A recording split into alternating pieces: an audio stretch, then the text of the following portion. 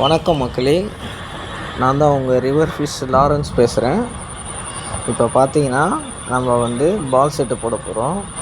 இப்போ பால் செட்டுக்கு மாவு ரெடி பண்ணிவிட்டு அந்த பால் செட்டில் இருக்க கம்பி சுற்றி மாவு போட்டுட்ருக்கேன் பாருங்கள்.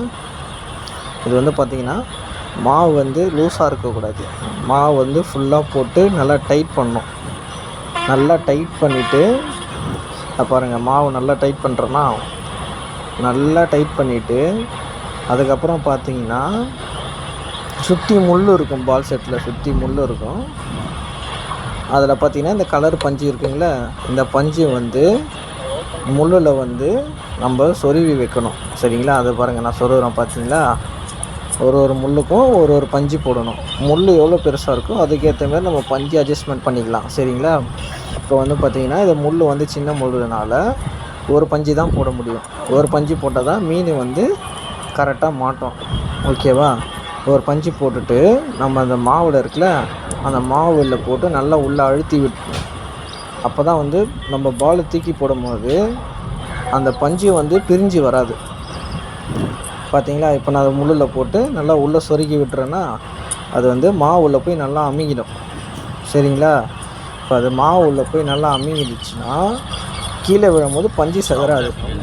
இப்போ நான் வந்து அதில் இருக்க எல்லா முள்ளுக்கும் வந்து பார்த்திங்கன்னா பஞ்சு வைக்கிறேன். பார்க்குறீங்களா? இப்போ வந்து நம்ம ஒரே கலர் பஞ்சு வைக்கக்கூடாது. ஒரே கலர் பஞ்சு வச்சிங்கன்னா மீனுக்கு அட்ராக்ட் ஆகாது.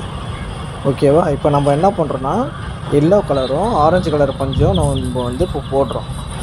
மொத்தம் 6 முள் இருக்குங்களா? இப்போ 3 முள் வந்து எல்லோ கலர் பஞ்சும் 3 முள் வந்து பார்த்திங்கன்னா ஆரஞ்சு கலர் பஞ்சும் நம்ம போட்டிருக்கோம். பார்த்திங்களா? இப்போ நம்ம ஒரு வாட்டி எல்லாமே கரெக்டாக இருக்கான்னு செக் பண்ணிக்கணும். ஓகேவா? இப்போ செக் பண்ணுறதுக்கப்புறம் நம்ம பால் செட்டை தூக்கி போட்டுருவோம். சரியா? இப்போ தூக்கி போட்டதுக்கப்புறம் ஒரு மீன் பார்த்திங்கன்னா மாட்டிச்சு. இப்போ ஒரு மீன் மாட்டிச்சு. இப்போ அந்த மீனை நான் இப்போ ஏற்றுறேன் பாருங்களேன். அந்த மீன் வந்து இப்போ மாட்டிக்கிச்சு. இப்போ ஏற்றுறதை நீங்கள் பாருங்கள். இப்போ வந்துகிட்டே இருக்குது பாருங்கள் மீனுங்க. அந்த லாங்கில் அடித்ததுனால இப்போ நம்ம சேர்ந்துட்டுருக்கோம். ஓகேவா?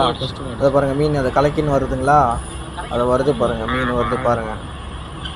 அது வந்து நல்ல ஒரு சைஸு ஜிலேபி மீன் தான் பாருங்கள். இப்போ அப்படியே வருது பார்த்தீங்களா மீன்? இப்போ மேலே அப்படியே தூக்கி காட்டுறோம் பாருங்கள்.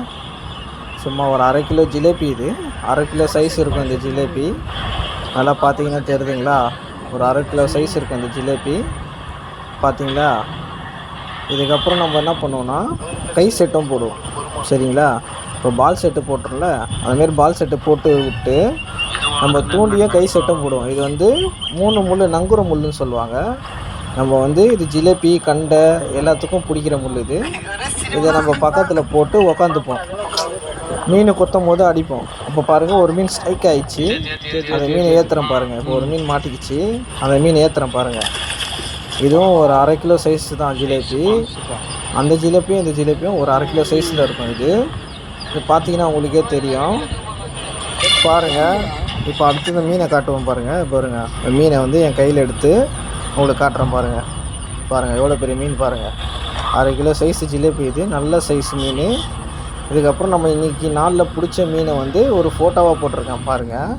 இதுதான் நம்ம இன்றைக்கி ஃபுல்லாக பிடிச்ச மீனே இதுதான். ஓகேங்களா? பாய். Next video.